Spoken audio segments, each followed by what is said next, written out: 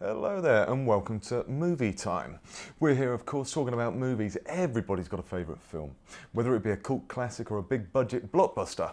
However, IMDB, the Internet Movie Database, has just released the latest top 10 film chart revealing the nation's best loved movies of all time. So the big question is, are we a nation with a hankering for action thrillers, romantic comedies, or do we just love a golden oldie? Well, I'm pleased to say that we have three people from the IMBD to reveal all. As we do at the start of the show, if you could just all three of you, introduce yourselves and just say your favourite film and why. My name's Richard, and my favourite film would have to be Vanilla Sky, starring Tom Cruise. Psychological thriller. Just really enjoy it, yeah. Good choice, good choice. I'm Iona, and I am a sucker for a Brit flick, so Notting Hill all the time. Got to say Notting Hill. There's going to be a lot of people out there agreeing with you, I think. Exactly. And what about you? I'm Holly, and my favourite film is Top Gun. Absolutely love it. So there is a bit of a Tom Cruise theme here. There is, isn't there? But him and Val Kilmer. Is that popular with the ladies? He gets his top off and the six-pack's out. Yeah, Say no more. It's there. Well, we've heard from you three. Mine's Pulp Fiction, got to say, absolutely brilliant. Great director, great cast, great soundtrack, funny, violent, got it all. What are the nation's favourite films? Well, it's funny you should say Pulp Fiction, because that actually comes in at number 4. But otherwise, Yes. a lot of classics which you probably should have seen. So The Godfathers Part 1 and 2, as well as Shawshank Redemption, which of course is a classic. Morgan Freeman, probably his best ever role. That's number one. That is the That's film. number one. The nation.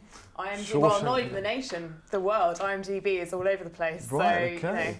This is the film that you This is guys the should have film. seen. If you haven't If not. seen it tonight, movie time, Shawshank. Absolutely, we're going to be playing it later. It is the nation's favourite film of all time. I'm a bit surprised. It's not exactly a big budget action thriller, is it?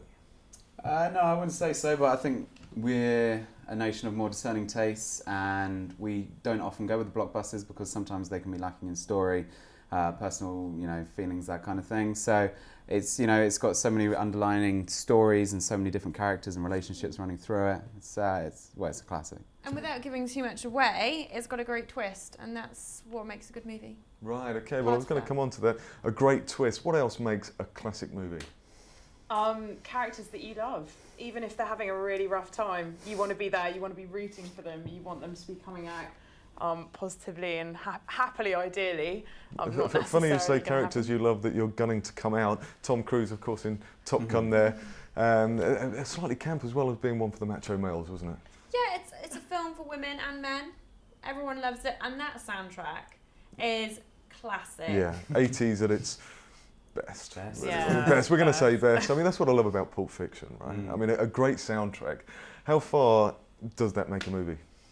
I think in terms of popularity, maybe after the films come out immensely. I'm a big fan of Drive, starring Ryan Gosling, and that had a huge electro soundtrack, very 80s as well. And that soundtrack did incredibly well. I think it reached number 1. And of course, you can also look at Les Miserables. That did really well in the soundtrack recently, even though Russell Crowe was singing, which we won't put it against him. Was he any good at that? I never got to watch that.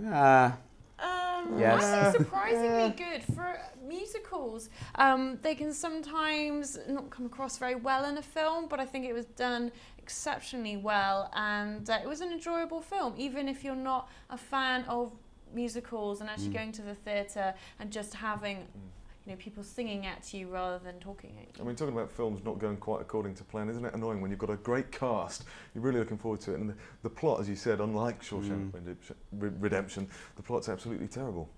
I think it's a disappointing thing, but you have to sort of prepare yourself with the film, and I think you go in wanting to have the experience. So actually, if you come out the other side, you're still alive, you've enjoyed it, That's true. and actually, it's all part of the experience. Someone, the person you're with might have hated it, but you could have loved it. Yeah, you're going to have some some emotional connection with it, Absolutely. one way or the other, love it or hate it. Now, have you got any films that you really didn't like?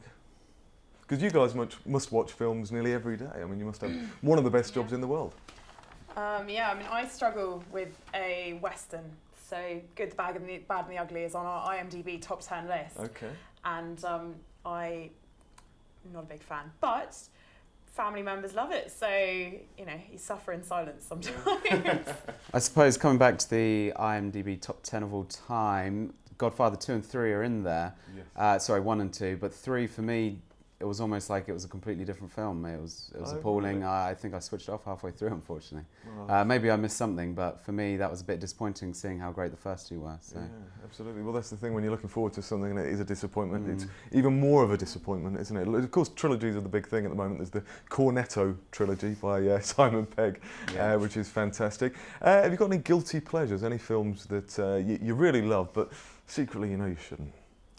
I have a few, I suppose, romances is kind of my weakness. Yeah. Pride at the Lion King. I'm a big fan of Robert Pattinson, so Okay. Water for Elephants, Remember Me, I think they're in my top 20s. You two are laughing. Is this not cool? Is It's this not very cool? cool. I thought you were going to come out with Twilight.